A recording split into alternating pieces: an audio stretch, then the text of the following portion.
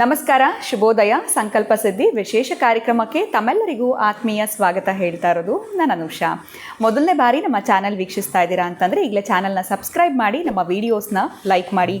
ಜೀವನದಲ್ಲಿ ಆಗ್ತಾ ಇರುವಂಥ ಅನೇಕ ರೀತಿಯಾಗಿರುವಂತಹ ಸಮಸ್ಯೆಗಳು, ತೊಂದರೆಗಳು, ಕಷ್ಟಗಳು ಇವೆಲ್ಲದರಿಂದ ಕೂಡ ನೀವು ಆದಷ್ಟು ಬೇಗ ಹೊರಗಡೆ ಬರಬೇಕು ಅಂತಂದರೆ ಒಂದೇ ಒಂದು ಸರಳವಾಗಿರುವಂಥ ಉಪಾಯ, ಅಕ್ಷಯ ವೃಕ್ಷವನ್ನು ನೀವು ಬರ್ಮಾಡ್ಕೊಳ್ಳಿ. ನಿಮ್ಮ ಎಲ್ಲ ಒಂದು ತೊಂದರೆಗಳಿಂದ ನೀವು ಅತಿ ಶೀಘ್ರದಲ್ಲಿ ಹೊರಗಡೆ ಬರೋದಕ್ಕೆ ನಿಮಗೆ ಸಹಾಯ ಆಗುತ್ತೆ. ಇನ್ನು ಕಾರ್ಯಕ್ರಮದಲ್ಲಿ ನಮ್ಮ ಜೊತೆಲಿದ್ದಾರೆ ಸ್ಪಿರಿಚುವಲ್ ಗುರು ಡಾಕ್ಟರ್ ವಿಷ್ಣುದತ್ತ ಗುರುಜಿಯವರು. ಗುರುಗಳನ್ನ ಕಾರ್ಯಕ್ರಮಕ್ಕೆ ಬರ್ಮಾಡ್ಕೊಳ್ಳೋಣ. ನಮಸ್ತೆ ಗುರುಗಳೇ, ಕಾರ್ಯಕ್ರಮಕ್ಕೆ ಭಕ್ತಿಯ ಸ್ವಾಗತ. ಒಳ್ಳೆದಾಗಲಿಮ್ಮ. ಗುರುಗಳೇ, ಕೆಲವೊಂದು ಬಾರಿ ಏನಾಗ್ಬಿಡುತ್ತೆ ಅಂತಂದರೆ, ನಾವು ಯಾರಿಗಾದರೂ ಮಾತು ಕೊಟ್ಟಿರ್ತೀವಿ ಅಥವಾ ಯಾರಾದರೂ ನಮಗೆ ಮಾತು ಕೊಟ್ಟಿರ್ತಾರೆ, ಖಂಡಿತ ಇದು ಮಾಡಿಕೊಟ್ಟೇ ತೀರ್ತೀನಿ ಅಥವಾ ಈ ಕೆಲಸ ನಿಮ್ಮದಾಗತ್ತೆ, ಯಾವುದೋ ಒಂದು ವಿಚಾರವಾಗಿ ಮಾತು ಕೊಟ್ಟಿರ್ತಾರೆ. ಆದರೆ ಅದನ್ನು ಉಳಿಸ್ಕೊಳ್ಳೋಕ್ಕಾಗಲ್ಲ. ಆ ಕಡೆಯಿಂದ ಆಗಿರ್ಬೋದು ಅಥವಾ ಈ ಕಡೆಯಿಂದ ಆಗಿರ್ಬೋದು. ನಮಗೂ ಕೂಡ ಸಾಕಷ್ಟು ಅನುಭವಗಳು ಆಗಿರುತ್ತೆ.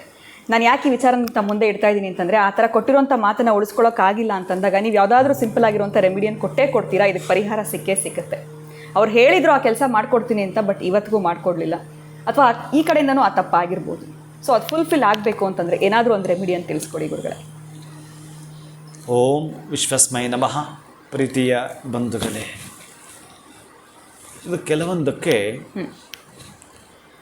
ಅನುಭವ ವೇದ್ಯ ಆಗಿರ್ತಕ್ಕಂಥದ್ದನ್ನು ತೆಗೆದುಕೊಳ್ಬೇಕಾಗತ್ತೆ. ಇಲ್ಲಿ ನೋಡಿ, ತುಂಬ ಚಿಕ್ಕದಾಗಿ ಸರಳವಾಗಿರುವಂಥದ್ದು ಎಷ್ಟೋ ಬಾರಿ ಕೊಟ್ಟ ಮಾತು ಉಳಿಸ್ಕೋಬೇಕಾದ್ರೆ ಬಹಳ ಕಷ್ಟ ಆಗತ್ತೆ.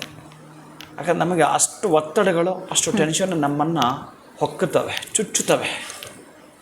ಹೇಳಿರ್ತೀವಿ, ಎಷ್ಟೋ ಸಲ ಆಗದೆ ಇರ್ತಕ್ಕಂಥದ್ದು, ಅಥವಾ ನಮಗೆ ಯಾರು ಹೇಳಿರ್ತಾರೆ ನಡ್ಕೊಳಕ್ಕಾಗದೇ ಇರ್ತಕ್ಕಂಥದ್ದು. ನಮ್ಮ ನಡೆ ನುಡಿ ಎರಡು ಕರೆಕ್ಟಾಗಿ ಸರಿ ಹೋಗಬೇಕಾದ್ರೆ ತುಂಬ ಚಿಕ್ಕದಾಗಿರೋಂಥದ್ದು, ಸರಳವಾಗಿರ್ತಕ್ಕಂತಹದ್ದು ಪ್ರತಿನಿತ್ಯ ಅವರು ಅದು ಬೆಳಿಗ್ಗೆ ಆಗಿರ್ಬೋದು, ರಾತ್ರಿ ಆಗಿರ್ಬೋದು, ಯಾವುದೇ ಸಂದರ್ಭ ಆಗಿರೋದು, ಒಂದು ಚಿಟಿಕೆಯಷ್ಟು ಬೆಲ್ಲವನ್ನು ಬಾಯಿಗೆ ಹಾಕೊಡ್ತಕ್ಕಂಥದ್ದು. ಆ ವ್ಯವಹಾರದ ಬಗ್ಗೆ ಪದೇ ಪದೇ ನೆನಪು ಮಾಡಿಕೊಳ್ಳೋದು, ಇದು ಒಂದನೇದು. ಎರಡನೇದು, ಪ್ರತಿ ತಿಂಗಳು 29ನೇ ತಾರೀಕು ಯಾರಾದರೂ ಒಬ್ಬ ಪಂಡಿತೋತ್ತಮರಿಗೆ ಅಥವಾ ನಿಮ್ಮ ಟೀಚರ್, ನಿಮಗೆ ಜ್ಞಾನವನ್ನು ಉಣಿಸಿದ ಯಾರು ಇರ್ತಾರೋ ಸಹೃದಯ ಗುರುಗಳು, ಆ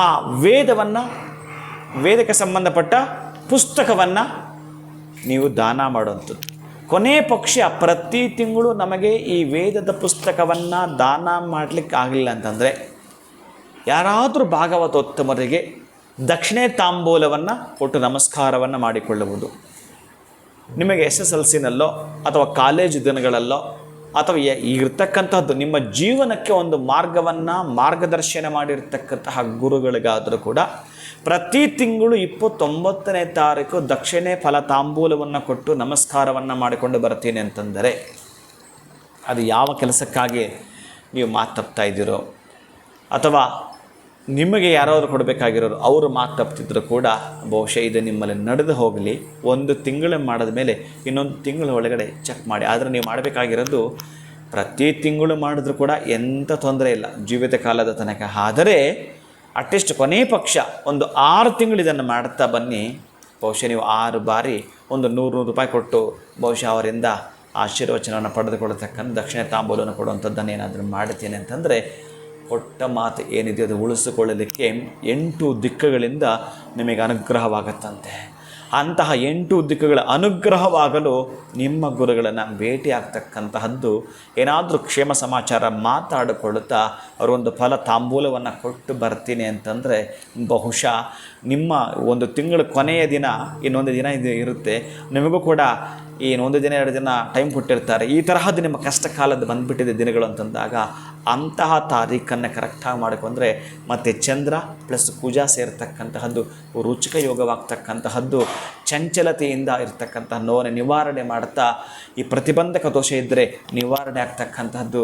ಒಟ್ಟಾರೆ ಗುರುಗಳ ಶುಭಾಶೀರ್ವಾಚನ ಕೊಟ್ಟಾಗ ನೀವು ಧನ ಸಂಪತ್ತನ್ನು ಪಡೆದುಕೊಂಡು ಹಾಗೇನೆ.